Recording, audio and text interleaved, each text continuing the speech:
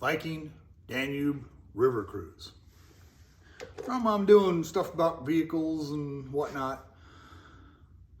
You notice, if you one of my 503 subscribers, thank you, by the way.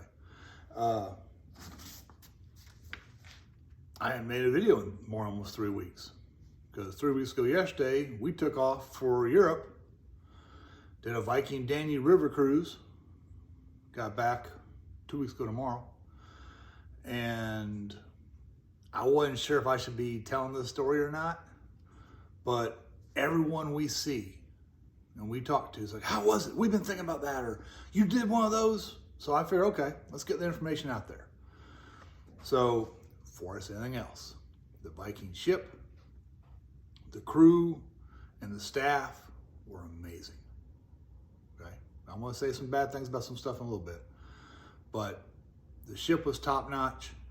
The crew that ran the ship knew what they were doing. We never had issues with ship things. And the staff for the hotel part of the ship and the restaurant part of the ship and everything, and the entertainment part, they were amazing. They were great. All right, here's some of those bad things.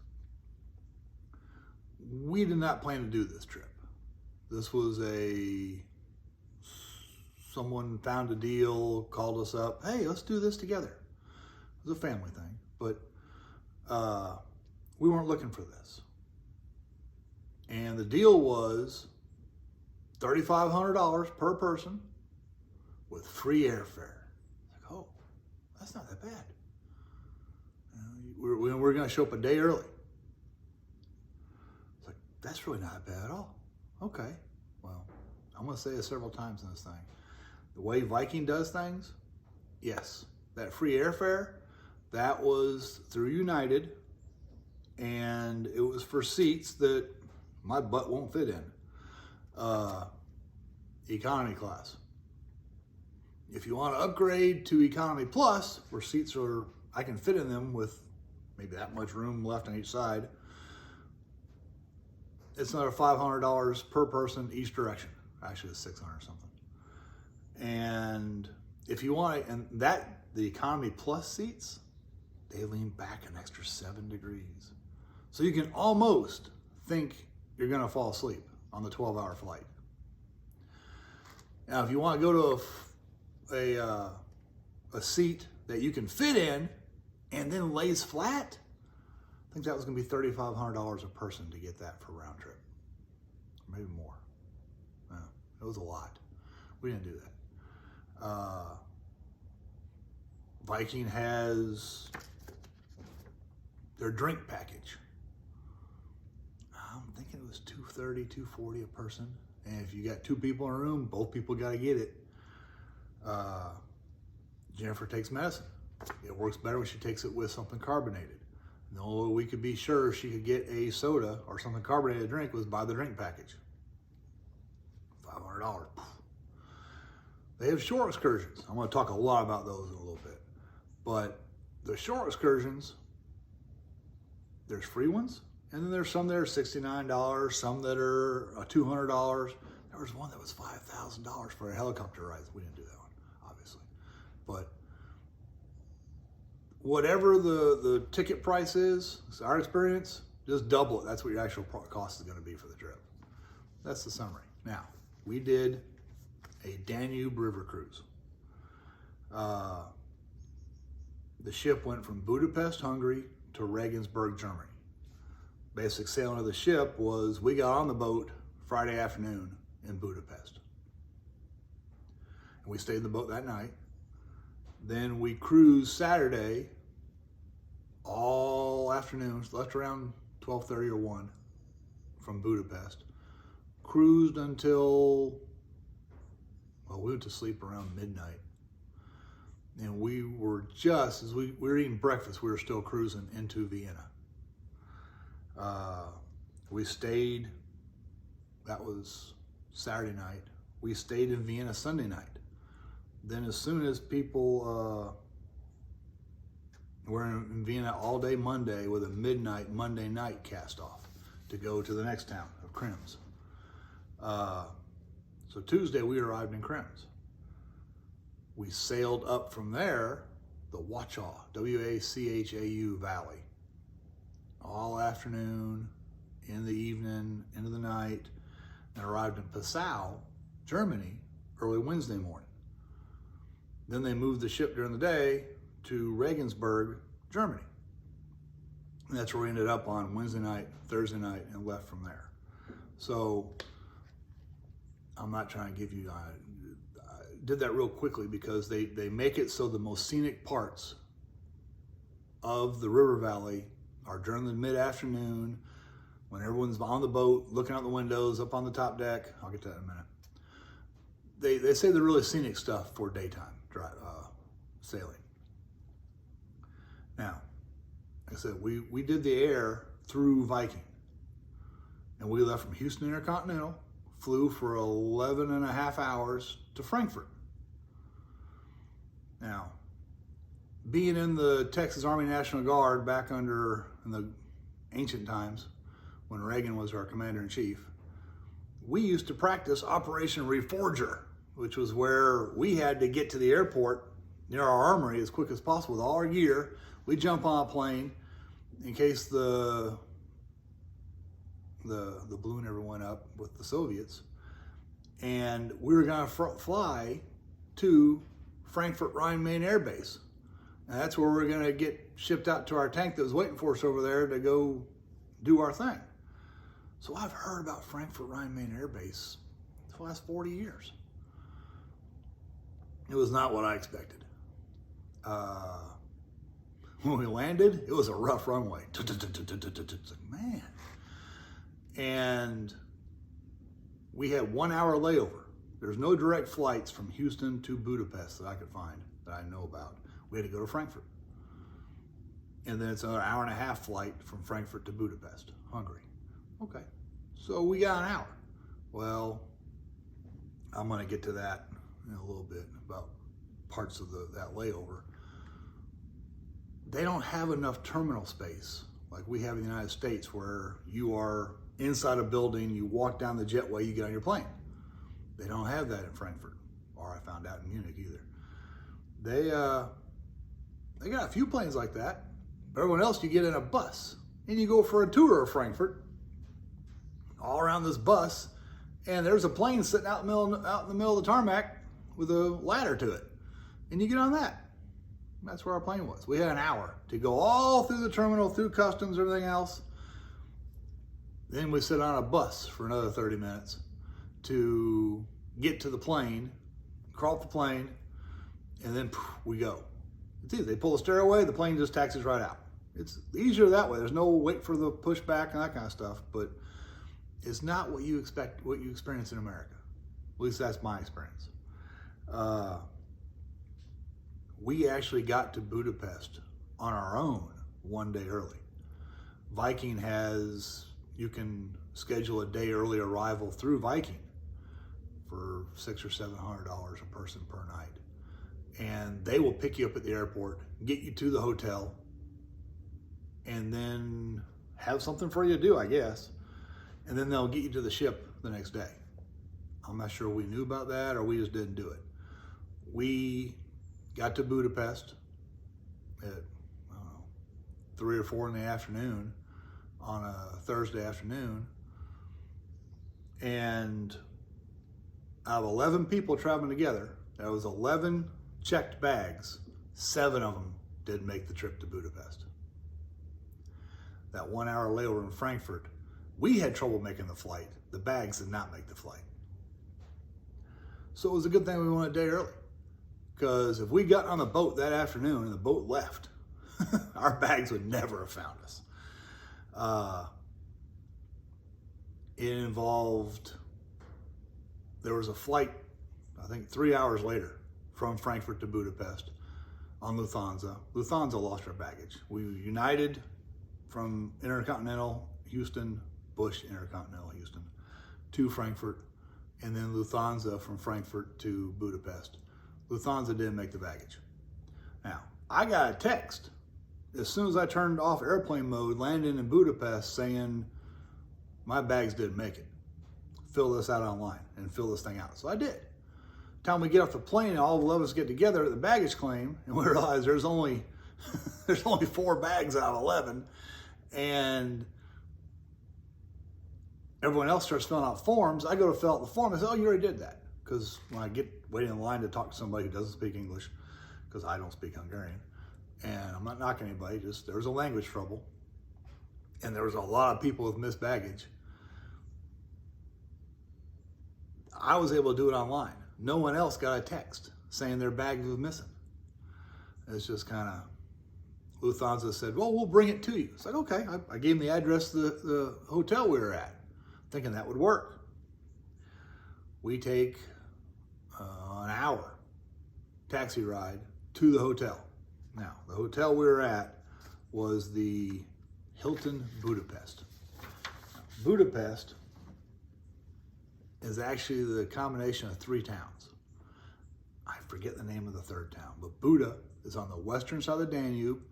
It's on hills and mountains. It's pretty much as far as the Roman Empire got in that part of the world.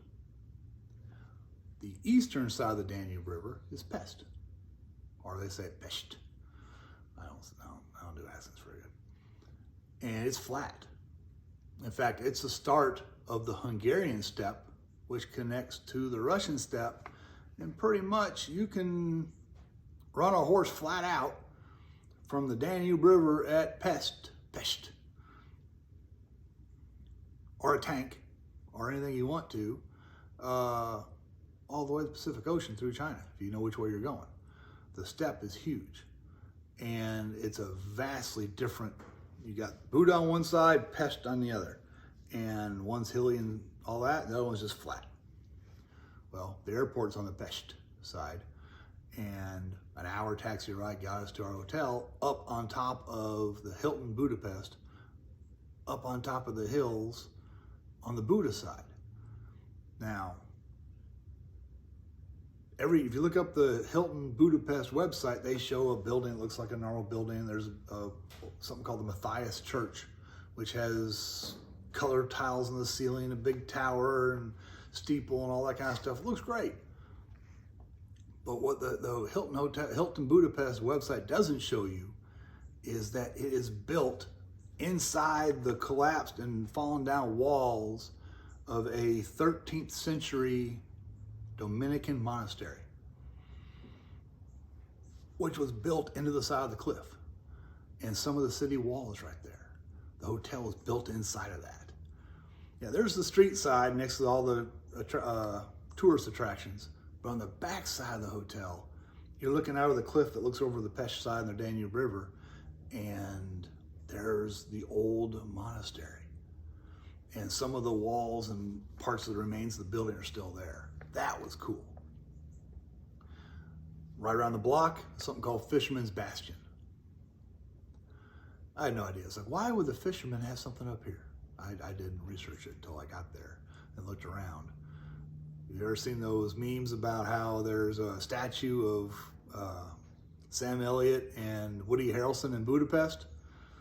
Yeah, that's at Fisherman's Bastion. I saw him. Oh yeah, don't worry. I'm not gonna show, I'm just talking. There's not gonna be pictures going across the screen. No vacation photos. Fisherman's Bastion is where the part of the wall defending Buda from, I don't think the Huns got there. Yeah, the Huns did get there until the Hun got there, and then the Khans got there. So defending them up on the hill, that was part of the wall. Well, the fishermen who fished the Danube River, they were assigned, them and their families were assigned part of the wall to defend. Now, Fisherman's Bastion that's there today was made about 110, 120 years ago. That part of the wall, it was recreated. And then World War II knocked part of it down again. They had to remake it all. But it looks like something from 1,000 years ago, but it's actually not. That part of Budapest, Pest, is pretty interesting. But we walked around up there. And then Friday afternoon, we had to be on the boat. Or we could get on the boat. I think 3 o'clock was our on the boat time. But we took taxis. Oh yeah, back to the taxis. We took we actually rented a van to get from all 11 people from the airport to the hotel. As soon as we sit down to eat, we started getting notifications, and I got a text saying my bags were in the Budapest airport. It's like, great. And they had said in the earlier text, they're going to bring it to me. And the second text has said, we are unable to bring it to you at this time. And the other people who were missing in our family were missing bags. We decided, let's go to the airport. So 4 of us jumped into a taxi, rode an hour back to the airport. There's a whole other story about getting the bags back, but we got them back. If you want to hear that story, write something in the comments. We got all 7 bags. We made it another hour taxi back to the hotel. We got all our bags. The next day, we go mid-afternoon to go get on the boat. And as soon as the taxi pulled up to the dock where the Viking boat was, Viking people surrounded us. We were swarmed. They mailed us his little tags to put on our luggage. And as soon as they saw those tags, we started pulling the bags out of the taxis. We were swarmed. They took our bags. We could not carry them, weren't allowed to carry them. They just took them. Gone. I was not really expecting that. I was having to go downstairs into the dock and trudge away to the boat before anybody helped us. Now they're waiting at the road. Viking has that part down right.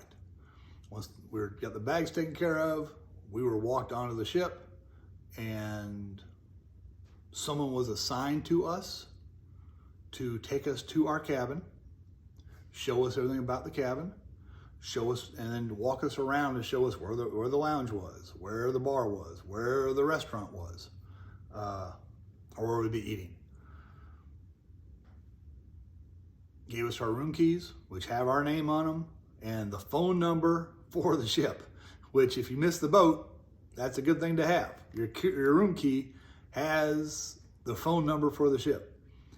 And you actually signed off. When you went, every time you left the ship, you're supposed to swipe your room key so they know you weren't on the boat. First day we go to leave, we left like 45 minutes late because someone hadn't swiped back on. And they weren't listening to the PA around the ship or whatever. I don't know what the exact situation was. I assume they were calling someone's name for quite a while, and then they said, okay, we got it, and then we left. Now, as soon as we get on the ship, and all of us got to our rooms, and our bags were in our rooms. No, at that time they weren't. The bags weren't in the rooms yet. They were still on the road. We found our rooms. Okay, great. We were gonna go meet in the lounge, and they had a buffet open. One thing about Viking cruise, at least the river cruises, food, food, food, and food. It was great. They had a buffet out. It's, I don't know, 1 or 2 in the afternoon. We just start grazing and ask for tea, soda, whatever. They were bringing it to us. We all of us just kind of sat at a couple of tables and we were talking away. It was great. That was inside the lounge. So since we're now on the Pest side of the river, that's where the docks are, we decided to go walking around. We went through walked to an old railroad depot that was now a huge fresh food market. I've never seen cow heads and pig heads for sale all lined up on a table before. That was kind of neat. And cow tongues and pig tongues and everything else you can imagine. Also kind of neat was open air cafes. You're walking along, bunch of tables with shade. They had a heat spell going on. It was in the 90s. We left the hundreds here in Texas to go to the 90s over there. It wasn't that big of a relief. But it was better. Once you get in the shade, it was okay. So you pull into the shade, and their ice cream over there is amazing. I don't know. Hungary, Austria, and Germany all had amazing ice cream. I don't know what it is about the milk cream ratio they use, or the vanilla extract, how much the rest, I don't know what it is, but their ice cream was great. And there's something really kind of neat about walking along, you're hot, oh, there's a place in the shade, you sit down, someone comes up to you, you ask for a couple of scoops of ice cream and a beer, or a soda, or whatever, or a tea. You can't get sweet tea over there. You can't get sweet iced tea. They will bring you peach tea, which has a peach slice on the bottom of it. It takes a while to get used to. After almost a week, I almost did get used to it, but no sweet tea. No sweet tea. If you get the food package for the ship, though, you are the drink package. You are well taken care of. And they made sweet tea on the boat for me after the first few times of me having asked for it. After that, they started bringing me sweet tea. But that's because there's only 183 people on our ship. We were on one of the Viking longboats. We were on the Tor, T-O-R. And there was, like I said, 183 people on board. So the staff figured out who was who pretty quick. And it was very nice, comfortable. Everything was great about the ship. And after the first day or two, the staff, oh, your room, whatever. Like I was room 110. They knew. Oh yeah, rooms. 110. That's on the first deck. We were down the bottom. Thankfully, there were no slots for us to pull the oars. We were worried about that. Me standing up in the room, the bottom of the windowsill was about here on me, maybe my shoulders. And looking out the window, we were about this far above the water. So I'm gonna say our room on the first deck of the longboat, the water line was about my belly button when I was standing up. That was below the water. Now there were 7 of us in our family down there in the first deck. That's another Viking add-on. That's the basic room. You want a room that actually has a window you can see out instead of a little bit of water. That's quite a bit more per person. And then you want a room that has like a sliding door so you can actually open and feel the breeze. That's more. You want a room that you can see out, open a door, and then walk out onto a little balcony. That's even more. So I said double. We pretty much doubled our cost. What the ticket was supposed to cost to what we actually spent per person. It's very easy to triple or quadruple the initial cost if you do those upgrades between the airfare and the rooms themselves. Now the ship was made out of steel. We were down on the first deck. There's 4 decks. So there's 3 enclosed decks and the roof is the 4th deck. We're surrounded by a steel hull with water, and they have onboard Wi-Fi, but the Wi-Fi didn't really get to us through all the steel decking down on the bottom. And we couldn't always get local cell service. Reason for that is we weren't the only ship doing this. I actually didn't count. There were at least 3, if not 4 or 5 Viking ships doing the exact same schedule we were. I think we were at least 6 hours off each other's schedule, but there was always 3 or 4 or 6 more Viking ships everywhere we were. And I don't recall ever passing one going downstream while we were going upstream. So Viking only has so many dock spaces. So say we got to Krims first, we're the first ship up next to the dock. Well, the next one pulls in, they tie onto us, and then the next one, and the next one. But if we gotta leave first, we might leave the ship, and we're the first ones next to the dock.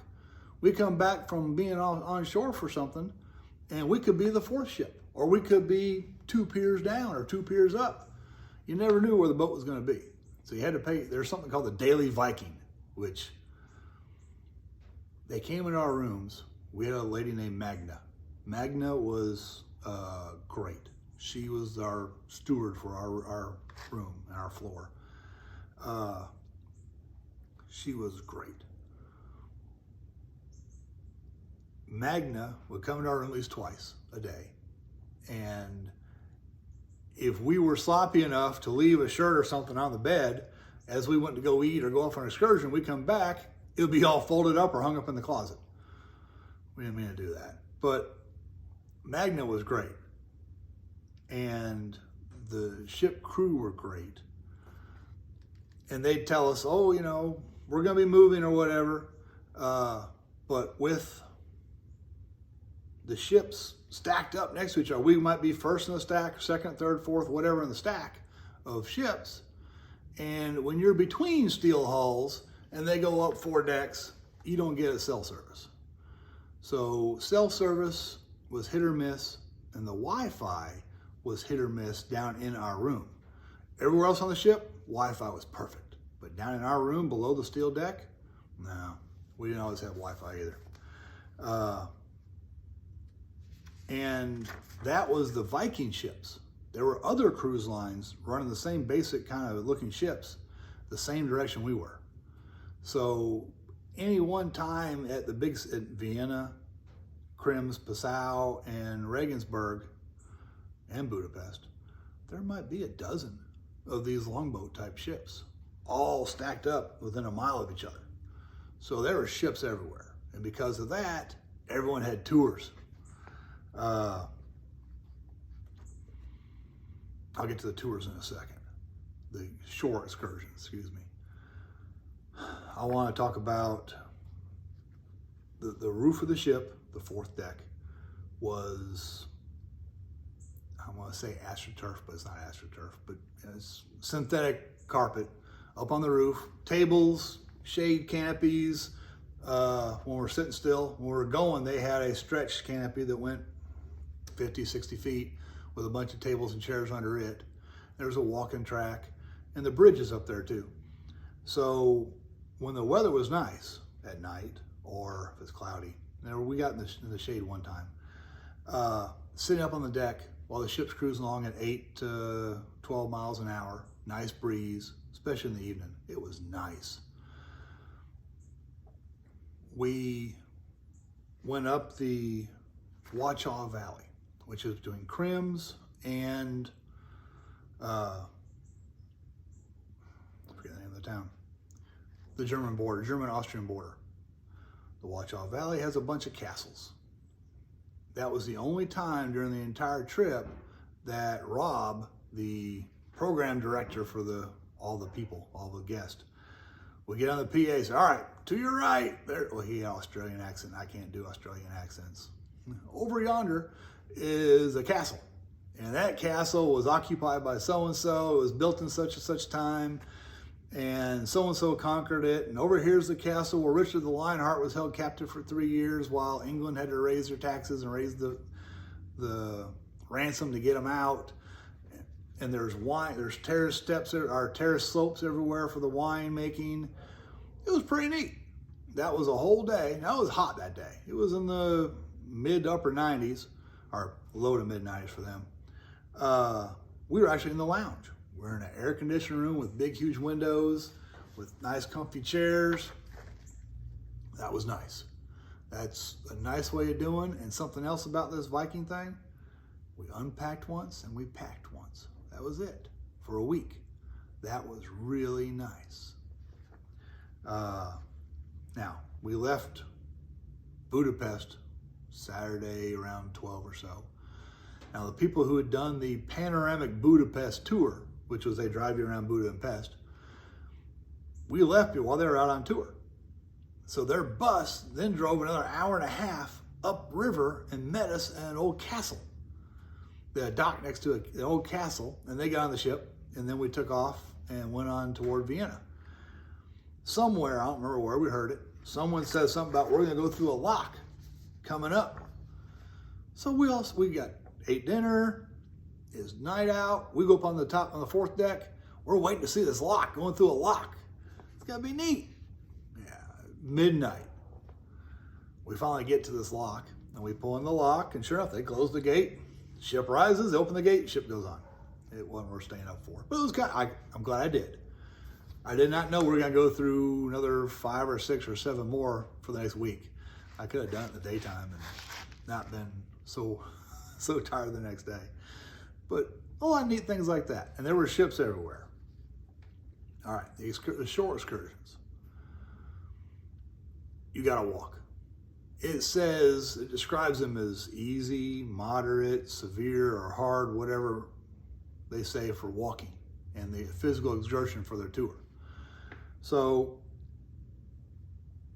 what the tour is, you got to go from the ship to the bus if you're going to go on a bus somewhere. Some of those in Regensburg, it was 50 feet from where the bus parked to the ship. In Vienna, getting off the ship, first time it was 50 feet, maybe 100 feet. The rest of the time in Vienna, we had to walk a little bit. We had to walk down because there's all the other ships in the same area and we didn't get a good enough, our dock was not next to the bus area. In Krems, it was almost a half mile from the ship to where the bus picked us up to go on a tour. In Passau, yeah, that one was walking up and down cobblestone streets and around the bend and up and over and everywhere else for almost more than a quarter mile. I'm gonna say at least a third of a mile to get to the bus. So if you look at a Viking tour and they say the shore excursion has moderate walking, we found that to mean at least 2 miles from the ship and sometimes more than 4. Walking is something you're gonna do. Now the shore excursions themselves, they hire a local who has this little stick with a big Viking red sign on top of it that says your ship name, and like Magna would put the Daily Viking, which was a newsletter. Every night there'd be a Daily Viking on our bed with the tickets for the excursion we're gonna be going on the next day. Our passes, I guess, not really tickets. And she had those on our bed when we got back from dinner every night. Daily Viking had the exact schedule when the ship's leaving. Again, it had the ship's phone number and the ship's exact address where we're going to be docked at in case someone got wandered off. And like I say, we were excursion 14B for the tour. Well, like in Vienna, there were 5 or 6 ships there of Viking ships.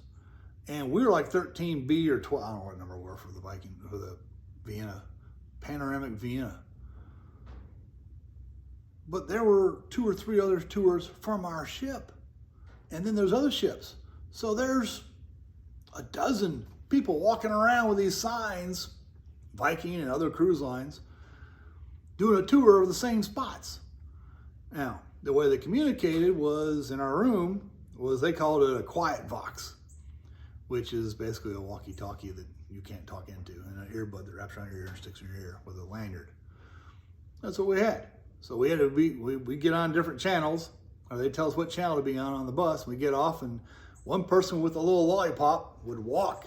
Over there is this or that or whatever, and talking this and that. And they're crossing streets and going through places, and we're just trying to figure out where we're going. We try to look up here, and she's talking about something up there.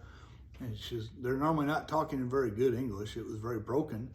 So you had to really concentrate on what they were saying, but you're trying to look at what they talked about 2 minutes ago over here, and, oh, what's that over there? The first one's, okay, we'll get the hang of this. Well, the second one, same kind of thing going on. By the 4th or 5th day, we're like, forget this. We know what we want to see. We're going to do our own. So we took the bus to wherever town it was going to, and we had to pay for that. That's part of the excursion cost. And we're like, all right, show me on a map, what time do you want us where? When's the bus leaving from where? And I'd have the tour guide mark on the bus, or the map, where we had to be. Okay, we'll see you there, bye. That works so much better. I'll get to that in a minute.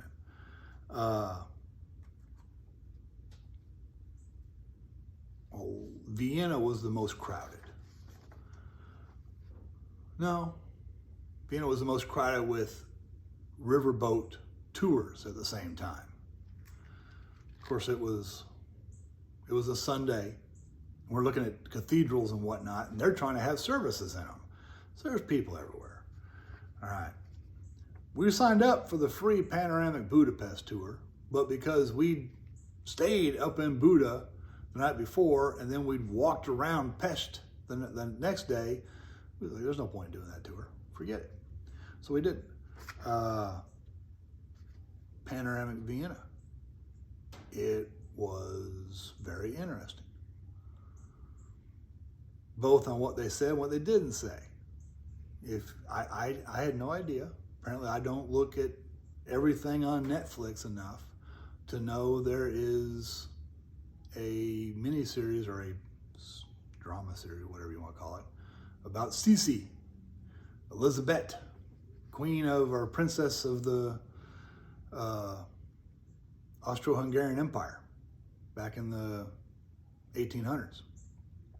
Well, we went through her house, palaces, and those are her kids and everything else. We went through all the Habsburg stuff, walking everywhere.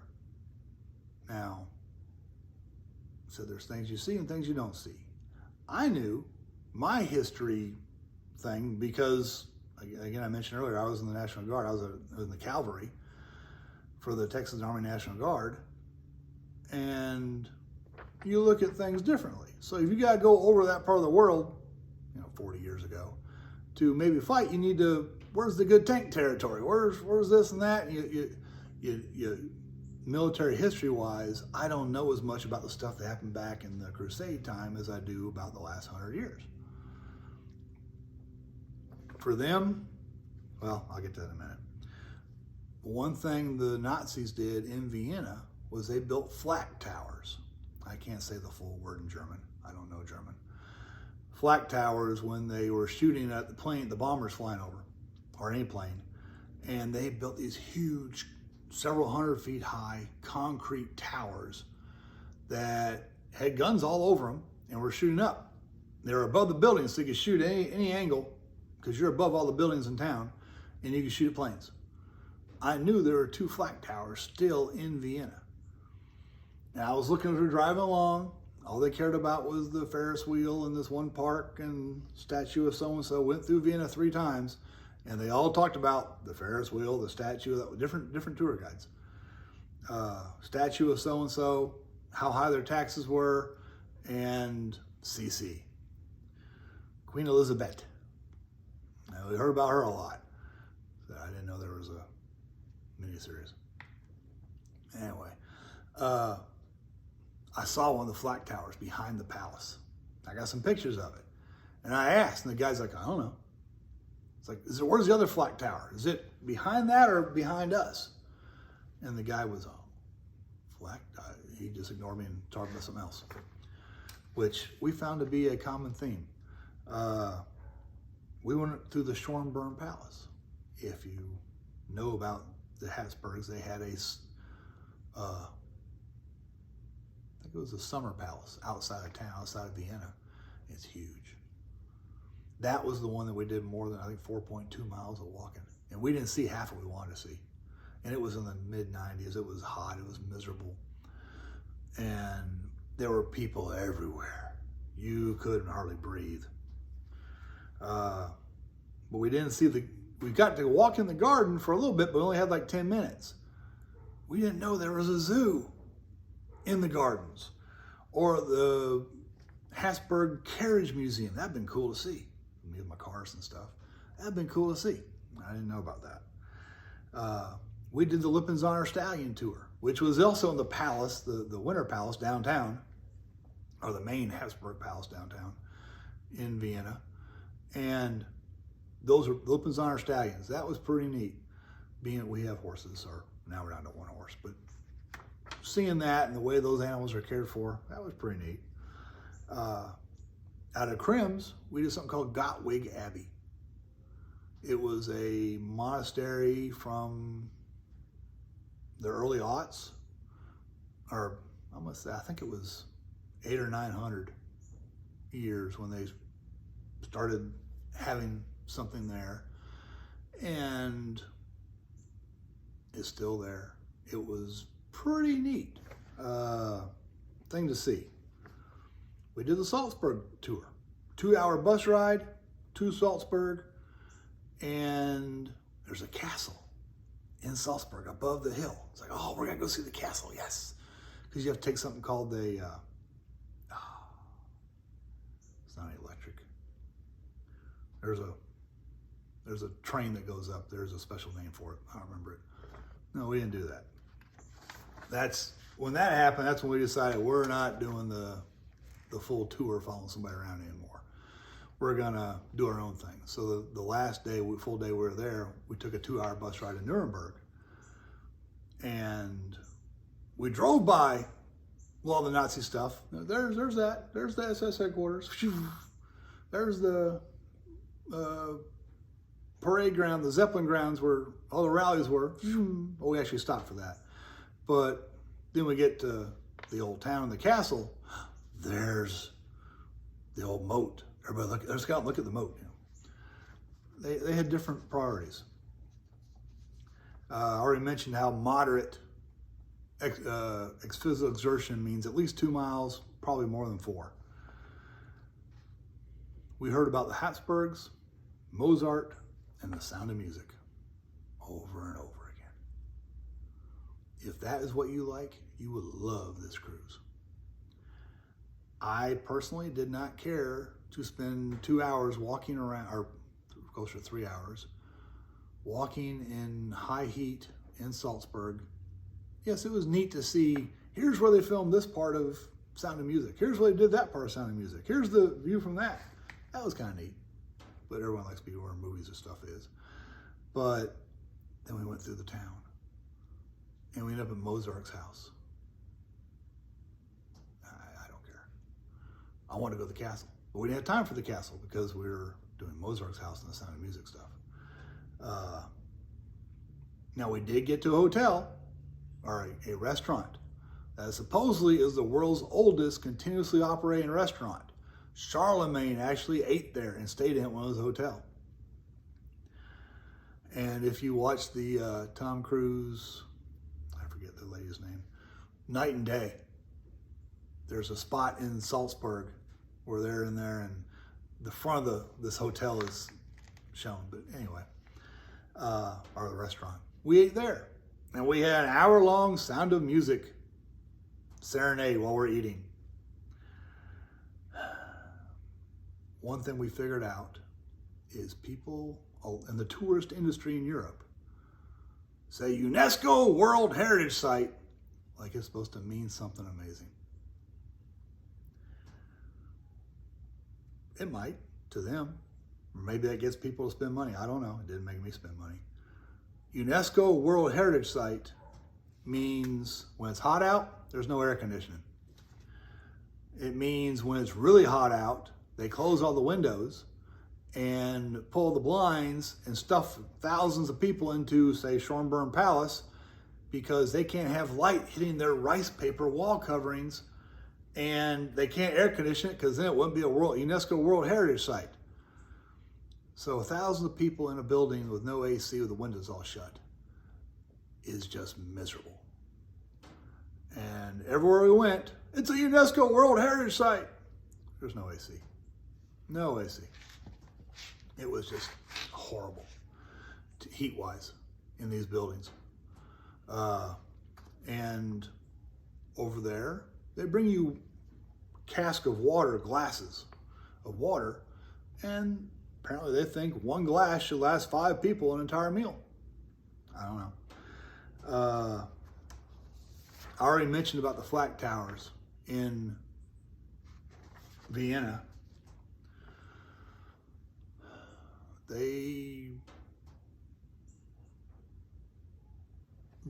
Everywhere we went, if Charlemagne came through that area, Charlemagne was mentioned. Otherwise, the Crusades were mentioned. Then Napoleon came and made things bad. Then the bad things happened. And then the bombing happened. And now here we are going on tour. That's how they did it. That's how they described pretty much history. Napoleon, bad things. Bombing, worse. And then here we are. Oh, look, a UNESCO World Heritage Site. No one talked about what all happened. And I did not. I'll get to that in a second. Hang on. Let me write off my thing.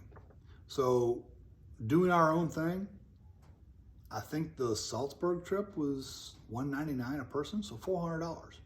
We probably could have gotten an Uber or a taxi to take us from Passau to Salzburg and walked around for the day and then gotten a taxi back to Passau cheaper than being on the bus that took us on a tour that wasn't what we wanted to see. I didn't look into it. I didn't know. It was our first trip. It was my first time outside North America. I've been to Canada, been to Mexico, first time out across the ocean. So we didn't know. I doubt we'll ever do another trip like this again. But if you're doing it, and if you want to see stuff about the Habsburgs, Mozart, and the Sound of Music, stick with the tour, because they're going to tell you all about it over and over and over again. But if that's not your care, or not what your thing is, do your own thing. That's what we end up doing. Again, the food was amazing. Every breakfast was all you can eat buffet.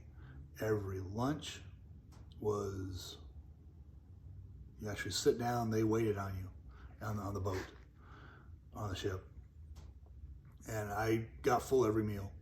And dinner was great. And there were snacks and whatnots available till I think midnight every night. The food was amazing. I have not eaten that well for that many days in a row, I think, ever in my life. It was great. The food was really, really good. Now, the Gatwick Abbey, talk about tours. I think only people with Viking get to see Gatwick Abbey, because no one said this, because the promotional film you see when you get in there about Gatwick Abbey has Viking logos all over it. I think Viking spent some money to get the place up to tourist standards, and I think Viking paid some, I'm pretty sure they did pay something to get the exclusive rights. Only Viking guests get to see Gatwick Abbey. And Napoleon stayed there, supposedly. They're not sure if it's the same bed he slept in, but we were in the room where he slept. And that could be the possible tea set. Yeah. Again, that's what they talked about.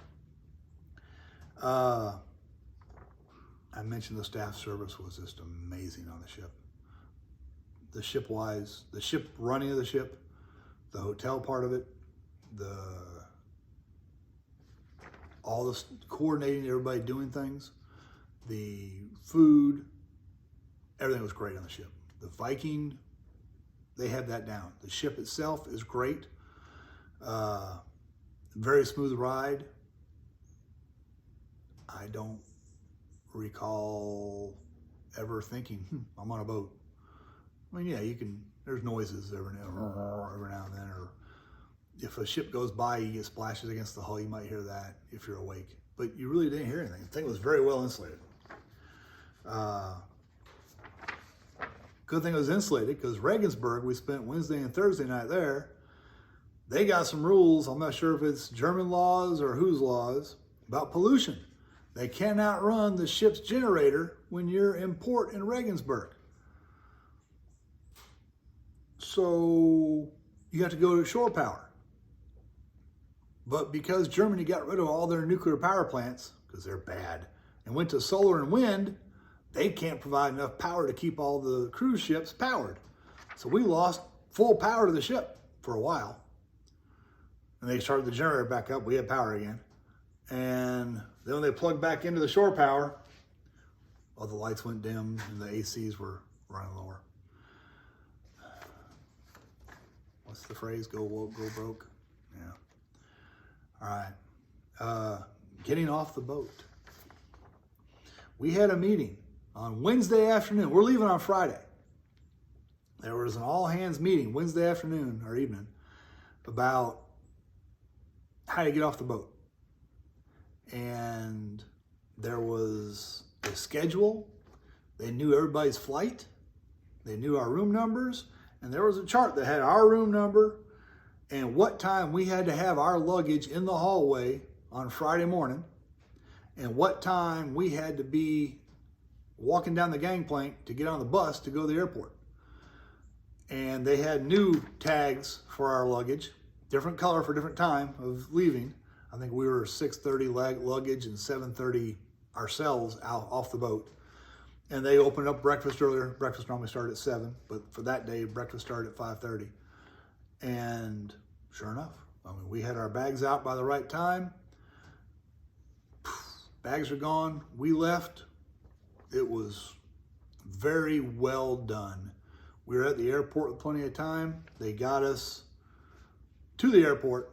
But in the meeting, they said, now remember, once we stop at the airport, we are done with you. You have to get your own bags off or out from the bus into the plane. And they also said, and this I thought was just hilarious when he said it, but I got home, it was true. He says, I got some other news for you. When you get home, you're going to get up in the morning. You're going to sit down at the table, and you're going to look around, and it's going to take you 10 or 15 minutes to realize nobody's going to bring you breakfast. No one's going to bring you coffee and juice. You have to get up and make it yourself. And it really did. That was a letdown. The service was so good, it was a letdown coming home. That was the Viking stuff was great. I had airport issues as far as security getting back in the United States that I'll tell another story. If you want to hear that story, write in the comments and I'll talk about it. All right. Most of y'all have watched my videos. You know my wife has a prosthetic leg. We had requested through United to have wheelchair assistance at the airports. Houston, Frankfurt, and Budapest, and Munich. 4 airports we had to go through. Well, 5 actually, coming back to Houston again.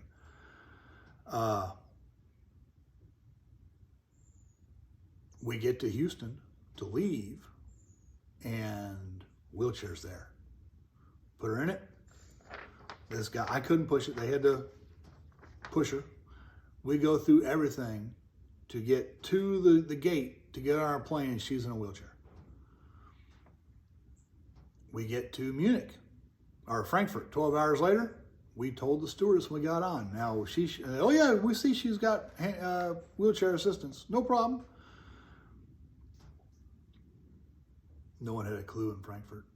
In fact, we had to get off the plane, off the jetway, up 2 flights of stairs, pretty steep, with all our luggage, all our carry-on stuff, and then walk. I did not have my GPS going. I'm going to say at least a quarter mile, if not a half mile, to customs and immigration for the EU, then walk a whole bunch more, down some more flights of stairs, walk a whole bunch more, up some stairs, walk a whole bunch more, and then downstairs again to get on a bus to go all the way across the airport to then climb an outside ladder to get onto the plane. We only had an hour in Frankfurt going over. And we asked around. No one knew where the stuff with the wheelchair was. We're going to miss our flight. We had to go. And we even flagged down somebody on a little golf cart, and they're like, oh, we can't help you. You know, you're not on my list. Okay. We get to Budapest, and we told the stewardess on the plane, oh, no problem, no problem. Or, okay. We get there, nothing. We asked, no, I don't know anything. No. Nobody knew anything. No assistance. In Munich, leaving, a week and a half later, on the app for United, we had it done. We told the people on Viking about it. We get there, and they're like, yeah, just wait a bit. 30 minutes. We waited. And I kept asking United people and people from the airport, oh, yeah, I'll be here soon. Sooner or later. When's your flight? Oh, we got aboard in an hour. Oh, don't worry about it. 35 minutes later, someone shows up. We made the flight. It was pretty close, but we made it. And that was another bus ride all around Munich. And we get to Houston. Again, I told the stewardesses on the plane, flight attendants, I'm not trying to be offensive to anybody, what we needed. Oh, sure, no problem. Pulled me up. Oh, yeah, you're listed as that. We got off the plane in Houston, and there was a lady with a wheelchair right outside the plane door. And she asked her name, and sure, you're the first one on the list. Hop in. She took my wife up the jetway, around the corner, dropped her off at a golf cart. Hop on here. So we hopped on there. Everyone else in our group is walking on down the jetway, or down the terminal, and we wait, and we wait. 15 minutes later, a guy shows up. You ready? Sure. He drives us maybe 100 yards around a bend. Says, okay, here you go. And there's a line of chairs full of people. Everyone's waiting for wheelchair assistance. And I asked the guy how, because the rest of the family was waiting for us to get on. We all rode together in some hired cars. And the guy's like, hey, we'll get you to you when we get to you. We waited 15, 20 minutes there, and nobody got picked up. We were at the back of the line, and nobody at the front of the line got picked up. We're like, we're out of here. See ya. Now, why didn't we bring our own wheelchair? We got one. Because you can't use it on the boat.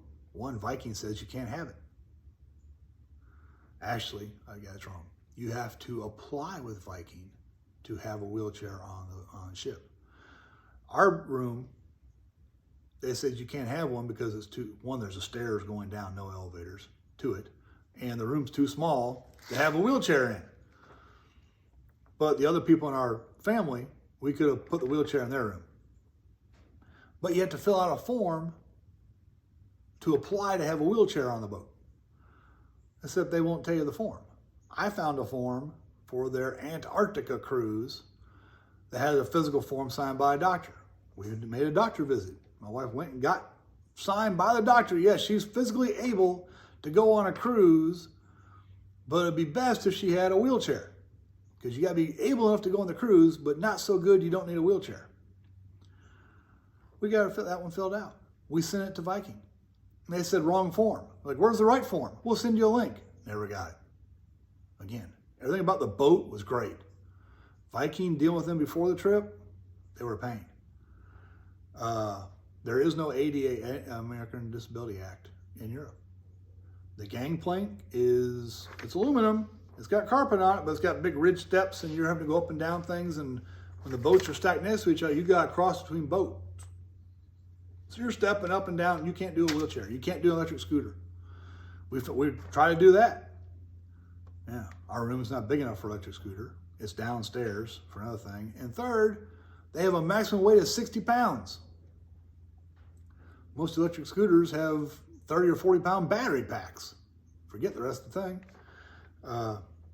So that's Viking's policy on wheelchairs. So I naively assumed that United, when they say you get handicap assistance, would actually have that.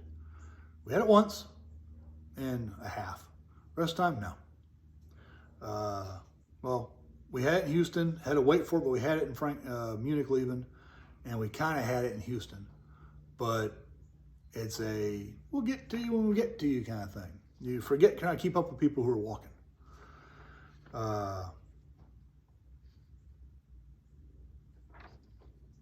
I had researched before we left where all we were going.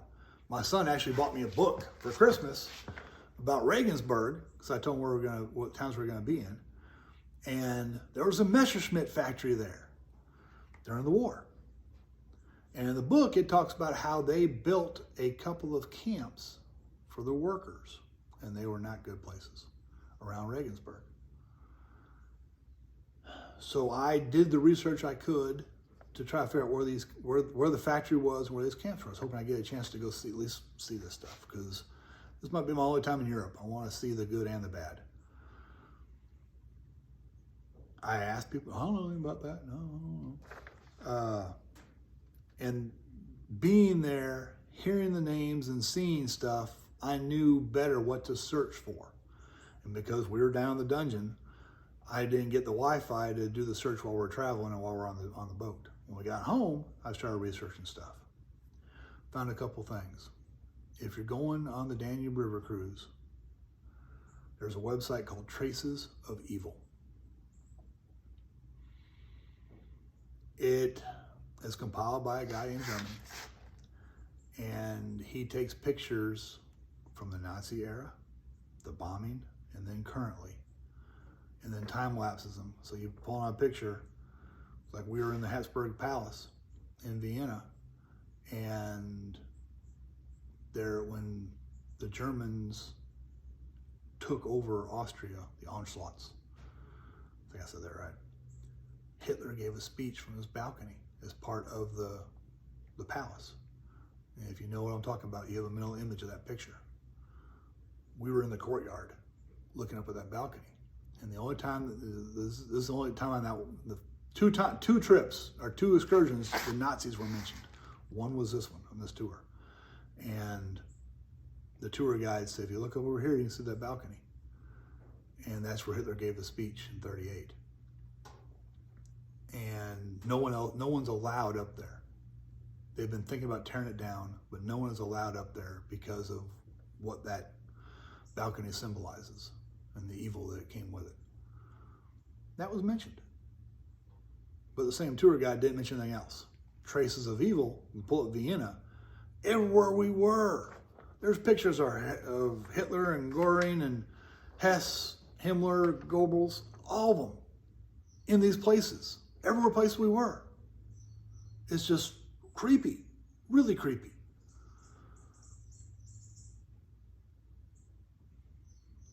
Passau, there were 4 concentration camps around it.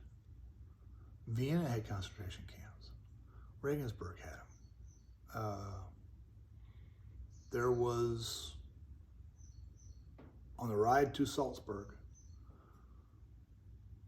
Jennifer, we're 30 minutes from the boat in traffic, and I'm just looking down. I'm not looking out the window anymore. She goes, what's wrong? I says, it's just evil here. We're in beautiful pastoral farmland. I'm like, this is just an evil place. As we're coming into a small town with a little base, in between the buildings, this bus is trying to get around the town. There's always the little traffic circles. And then we cross the border into Austria. And I said that going to that little town. We did our things and whatnot, but it was just, nothing was mentioned about displaced person camps or anything else. But I found the Traces of Evil website once I got home. And from that, I found a lady named Anna Rasmus. She grew up in Passau. And look her up, or look up Nasty Girl. That's a whole other story. It's not what you think it is. In fact, that name is a botched translation on purpose by a publisher and a movie guy to get people to watch the movie and read the books. But she started writing about things going on in that area. And it turns out that town we were going through, when my wife asked what's wrong, I said it was evil here, was Viking. Viking had a concentration camp. Then after the war, the camp was kind of turned into a displaced persons camp for the next 4 or 5 years. And all kind of crazy deaths happened there during the war and after the war. Everywhere there has got bad things attached to it. It's just, and no one talks about it. It's really weird.